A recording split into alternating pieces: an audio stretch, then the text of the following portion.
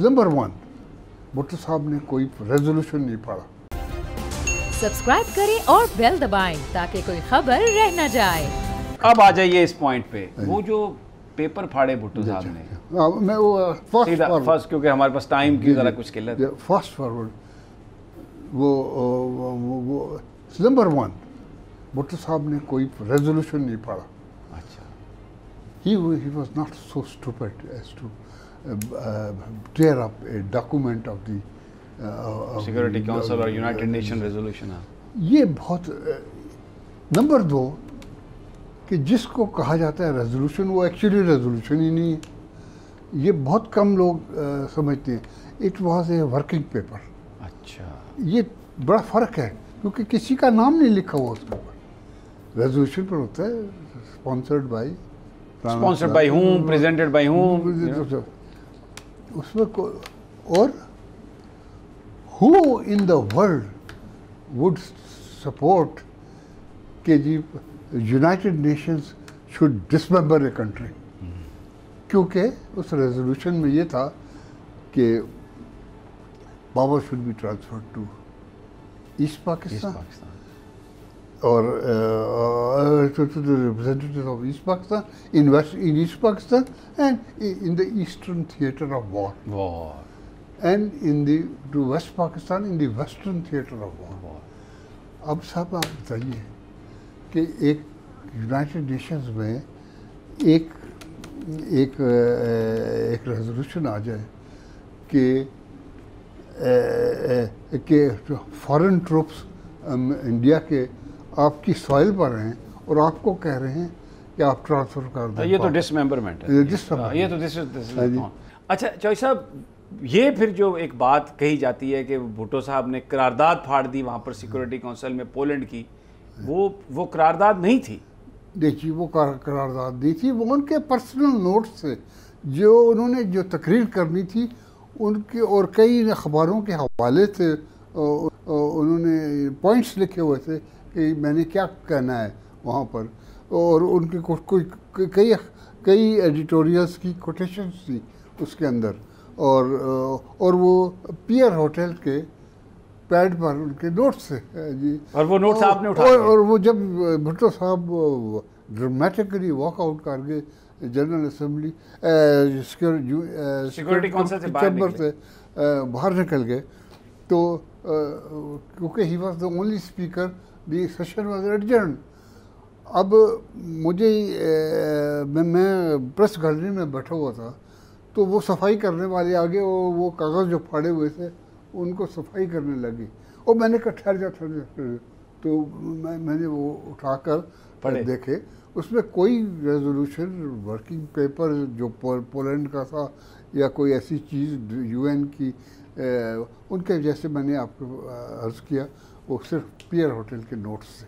हाँ जी, और वो उनके बेसिस पर वो स्पीच कर रहे थे। मैं ये जानना चाह रहा हूँ कि उस वक्त क्या कुछ ऐसा था जो भुट्टो साहब कर सकते थे इस सिचुएशन को रोकने के लिए जो नहीं किया उन्होंने? नहीं जी, वो तो एक फैसला हो चुका था जो हर एक को पता है कि वो सुपर पावर्स ये फैसला कर चुकी थी कि ये तो ईस्ट पाकिस्तान तो जाए।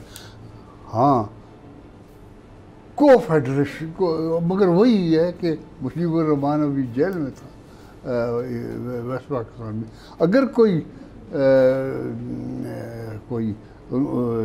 याह्या खान उनके साथ कोई डील करते कि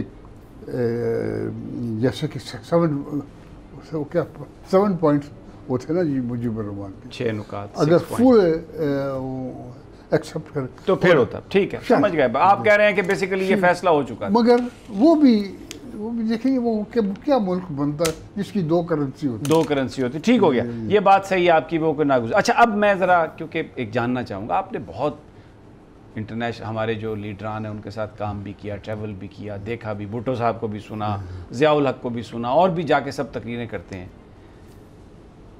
क्या कंपैरिजन आपने अच्छी, भुट्टो साहब के अलावा किसी और को आप इम्प्रेसिव किसको आप समझते हैं वहाँ? सर, वहाँ से जो best, one of the best speeches हुई वो यासर अराफात की पैलेस्टाइन पर है जी। उसके अलावा जो वहाँ पर जो बेहतरीन स्पीकर था वो था फिडेल कास्ट्रो, है जी। उसके बाद कई इजरायली जो कि आप उससे टोटली डिसएग्री करें, मगर वो इस तरीके से they were very well prepared, very well prepared. They could sell their argument. हाँ जी, हाँ जी।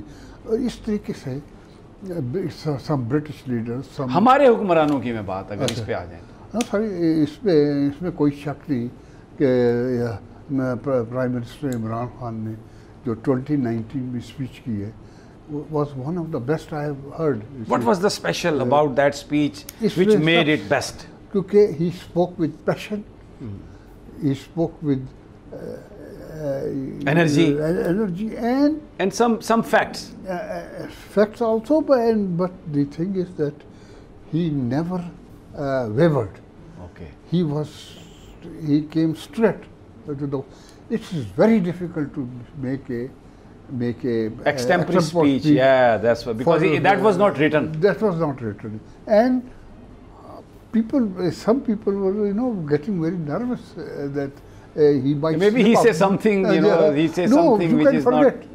Okay. What to say next? Right. अच्छा, ये बात बताइए कि स्पीच बड़ी ज़बरदस्त की इमरान खान की, उसके बाद उसका एक फॉलो अप होना था डेफिनेटली, जो इतनी बड़ी एक आप बात करते हैं। So was it up to your expectations, या आप समझते हैं कि कुछ मामला रह गया? नहीं, जब उसके फॉलो अप का जो होता है वो आप प्राइम मिनिस्टर तो नहीं करता है, वो आपके लेफ्टिनेंट्स करते हैं, आपके लेफ्टिनेंट्स, हाँ जी, आपके साथी करते हैं, आपकी टीम करती है जी। और वो उन्होंने कोशिश की होगी वो, but we don't see that much result. हाँ जी, रिजल्ट सर वो आप जानते हैं कि ये जो हमारा इंस्टेबिलिटी इन आवर कंट्री। अच्छा, अब आखिरी सवाल आपसे पूछता हूँ, इस वक्त क्या दुनिया पाकिस्तान को सुन रही है? हमारी किसी बात पर हम तो कह के थक गए हैं, तालिबान को रिकग्नाइज कर लो, किसी ने रिकग्नाइज नहीं किया हम आइसोलेटेड हैं इस वक्त, या व्हाट डू यू से?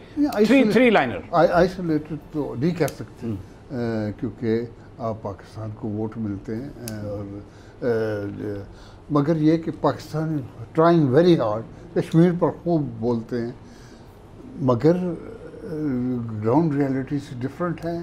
और ग्राउंड रियलिटी का मतलब है कि अलाइंसेस चेंज हो गए हैं, रिलेशनशिप्स चेंज हो गई हैं।